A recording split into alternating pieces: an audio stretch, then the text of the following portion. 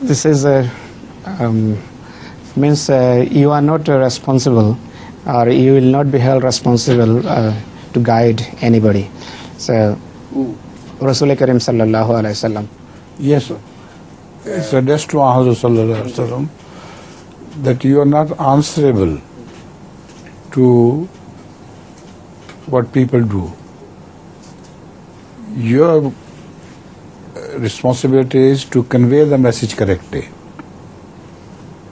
And as such, you are Allah's Rasul, to convey it clearly and emphatically. After that, people let people alone, whether they follow your message or not. Don't be over much worried for their sake, because you have realized your responsibility, you have exercised your responsibility, and that is all that you have to do.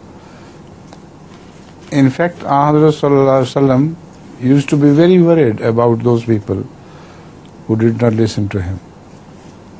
And in some verses of the Quran it is mentioned that, will you destroy yourself for the sake of those people who do not believe in you?